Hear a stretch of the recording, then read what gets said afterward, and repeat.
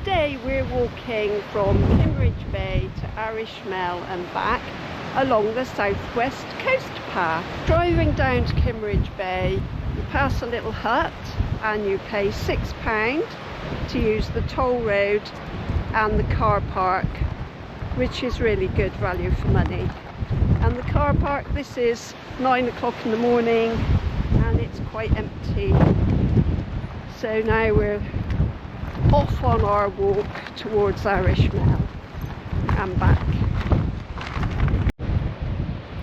Nice straight cliffs. It's coming up to the sign here. Kimmeridge Village Etches Museum, wild scene. Lulworth, you can walk all the way to Lulworth Cove, that's 6¼ miles, but coming back that would be 12½. So we're not going that far today.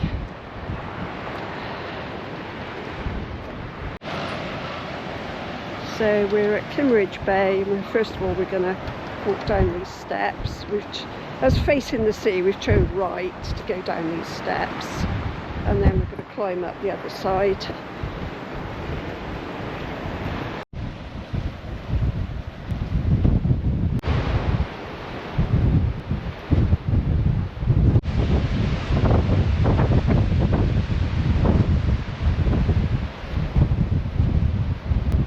See a windsurfer there going in the sea, which is quite amazing with these high waves.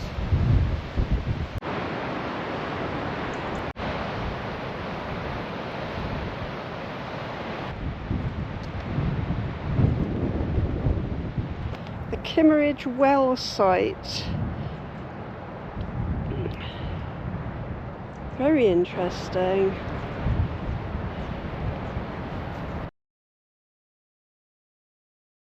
So we parked, where did we park? Parked here, I think. Oh yeah, let's have a little close up. And then we've walked to here. Yeah. And we're just going to go all the way along there, up to Arish Mell there.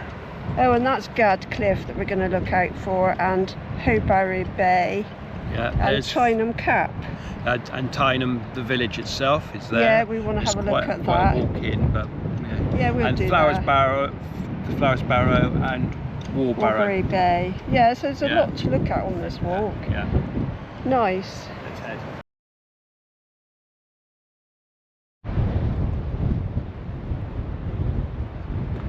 Hard to believe it's the 1st of November with such lovely sunny weather. However, as you can see from the woolly hat and the gloves, it's a bit chilly as well, but a glorious day for the 1st of November.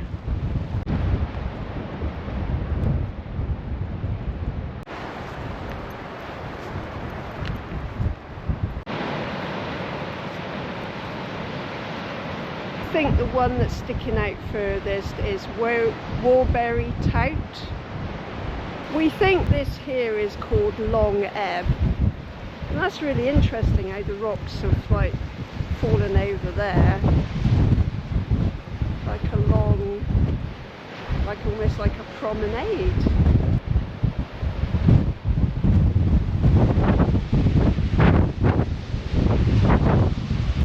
So yesterday my Merrill walking shoes finally gave up the ghost. They're not very old, they're not even 2 years old. They were meant to be waterproof, Gore-Tex. They lost their waterproofness within 6 months, and I wore waterproof socks, which helped for a bit, but of course the water was getting in and destroying the actual walking shoes, no matter what I did to look after them.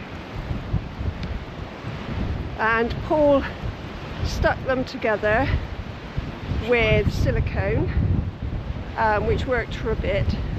But yesterday we only did a short walk from Durdle to Lulworth Cove and back, but the rain absolutely teemed down on the way back and my feet were soaking wet. So we're actually staying in Weymouth and we went out to buy some grocery supplies, and we just happened to walk past past Mountain Warehouse where they were having a sale on, and I bought these walking boots for £34.99 and Paul bought his for £34.99. When you think the Merrills, even with special offers, were £100 each, these are probably better value for money, especially if they last longer than 2 years. But even if it's every year, that's cheaper than buying a pair of Merrills. I have to say the Merrills were incredibly comfortable, almost like wearing no shoes at all, which is ironic really because they didn't keep out the wet.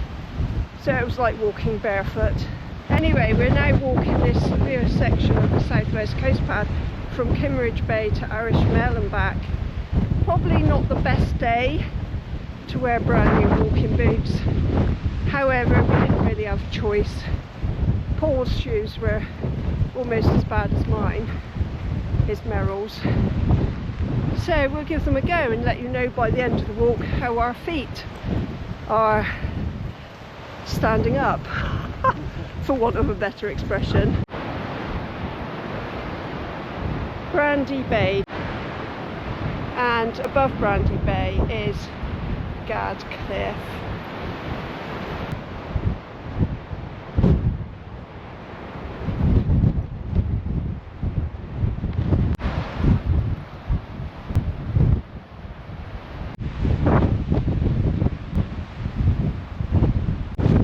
We think that might be Tyneham Cap. We just walked along the cliff edge here, up here, and now we're going inland a bit of a dog leg.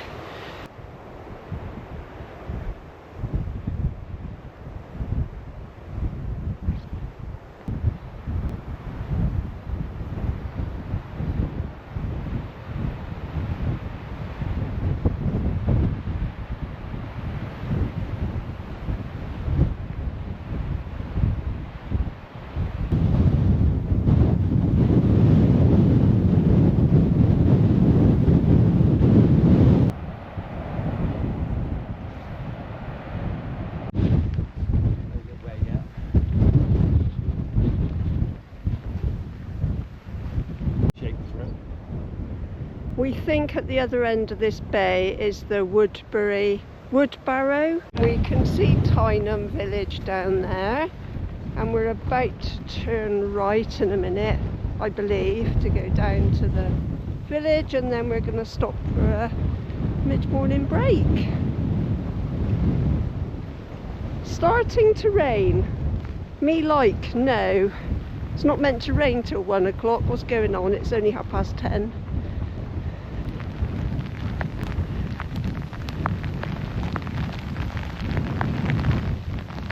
So the rain has stopped and we're now making our way down into Tyneham Village, and this was acquisition during World War II for military training, and everybody had to move out and nobody's ever moved back, but it's open now as a sort of museum as to what life was like in the 1940s. So this will be interesting, but I do feel sorry for the families that were turfed out of their homes. I mean, what a lovely spot. Look at that. Looking out to sea.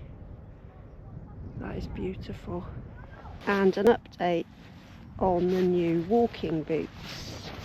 They are waterproof. They're still comfortable. I've got 2 pairs of socks on. Don't know the wisdom of breaking shoes in on a severe walk along the coastal path. Where are we now? You are here. And what are you proposing that we do? We do that rather than go back out here. Yeah. And that way. And then we just walk straight back that way. And we'll have covered the whole area. So we're still going to Arish Mell here. But we will save. Yeah. Okay, yeah. So we're going to look round Tyneham now then. Yeah, so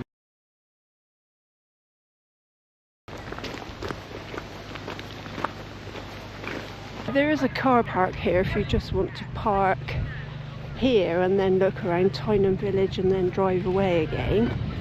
They sell teas and coffees, and there's a toilet here as well. Danger, deep water. Presumably that was the village pond. Old telephone sign and an old telephone box. Gosh, this is an old telephone box. It's got a story on the side of it.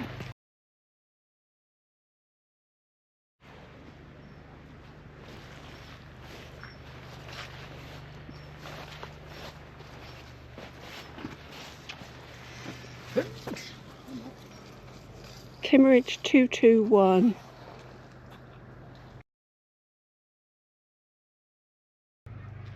Please do not pick the wild flowers. Look at that old roof, my word. I think this is just a row of houses here. Yeah, this is Number 4 the row, the Shepherd's Cottage, home of the Upshaw family.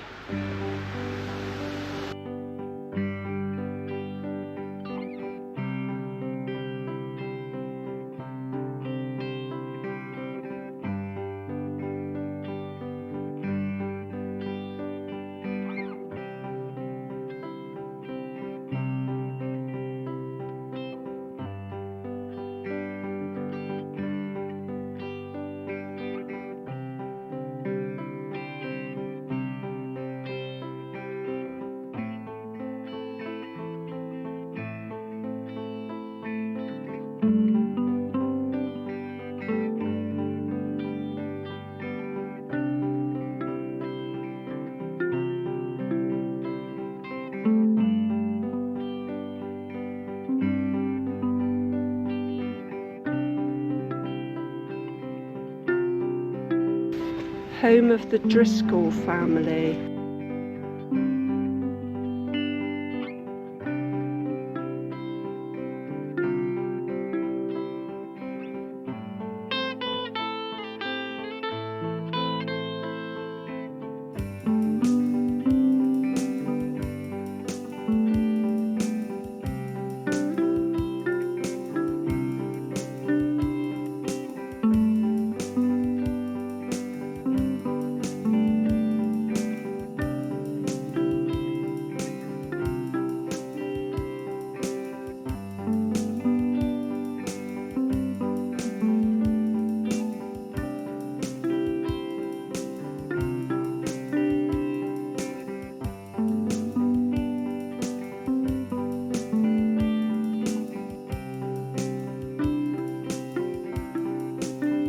Labourer's Cottage, home of the Whitelock family.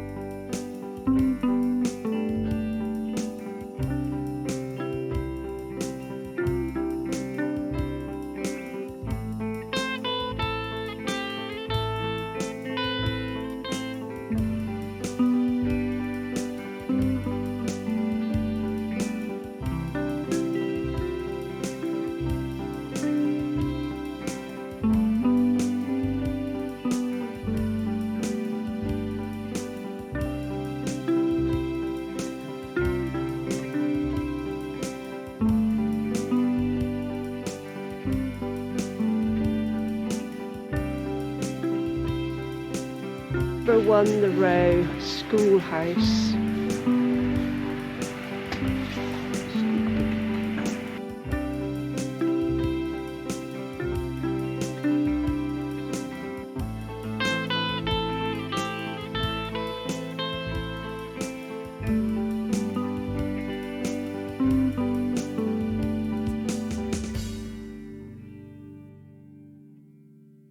Village pump. And then it says do not drink.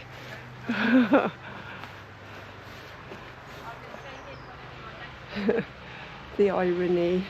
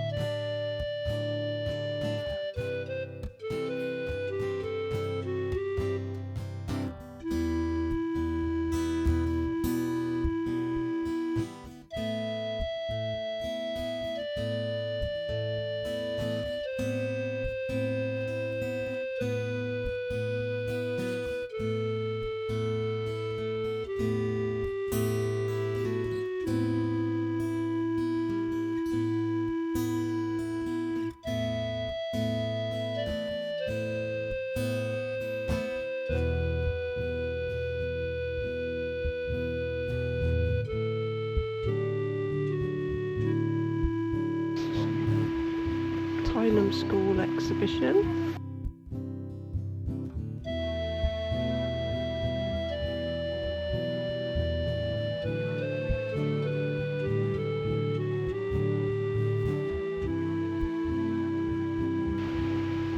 The rectory cottages.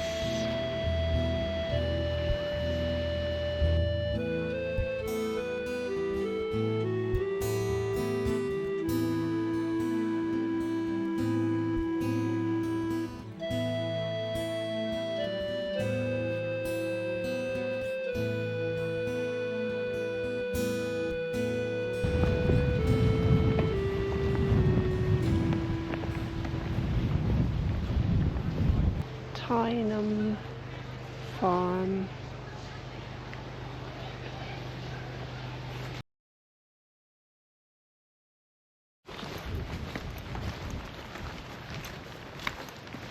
These are stables, aren't they? Yeah, look at that.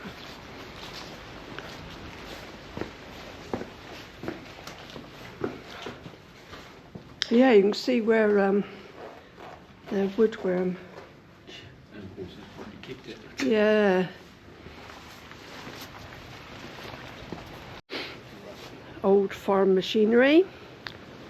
Seen better days. No, I don't know what that is.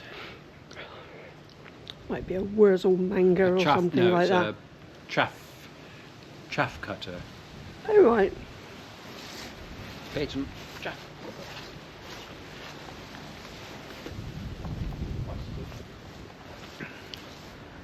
And the granary. That's what it used to look like. Wow.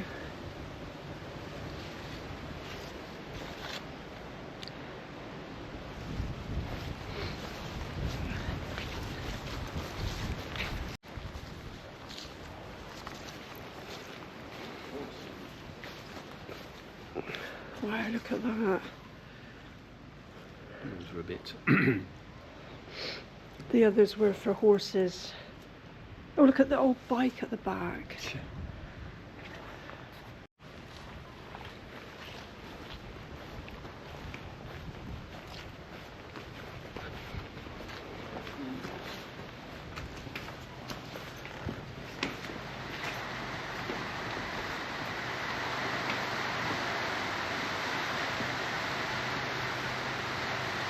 W.J. Gallop. Aptly named. Look at all those tools there. Leading lady. What's this about then? Some sort of play set.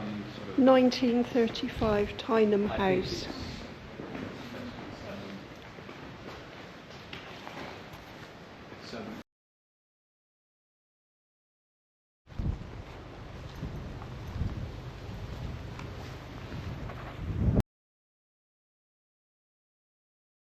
So that was very interesting looking around the old Tyneham Village.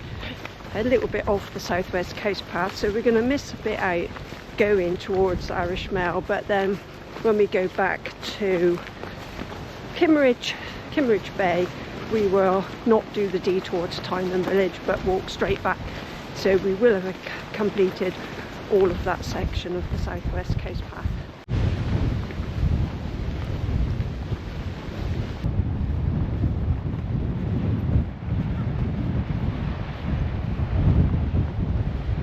Somebody's actually swimming in the sea, oh my word.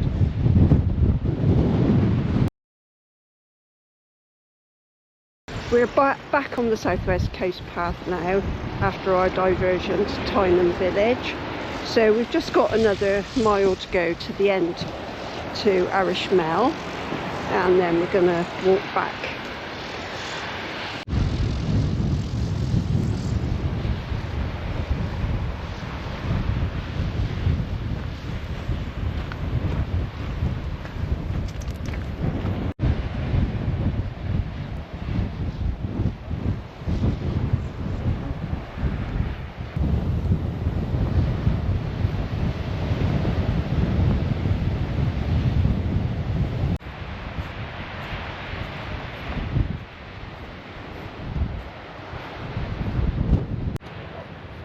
So that's where we've got to go in a minute. Climb up that hill there and presumably down the other side, aiming towards Arish Mell.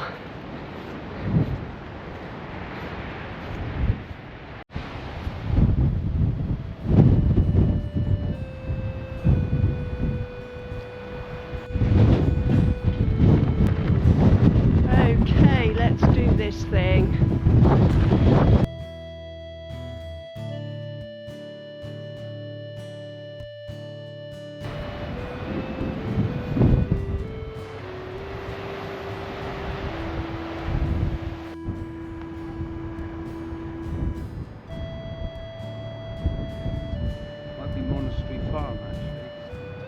Okay.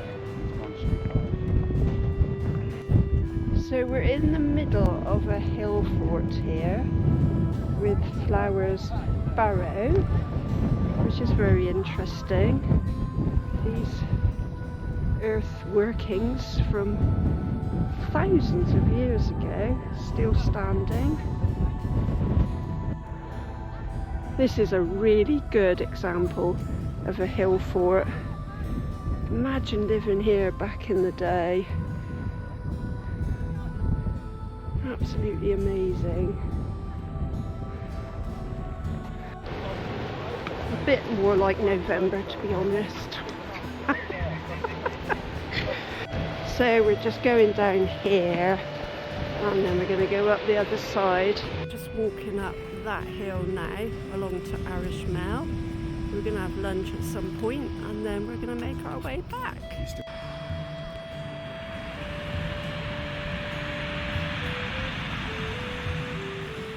So we've come to this little thicket here, and tomorrow we will walk as far as this little thicket from Lulworth Cove.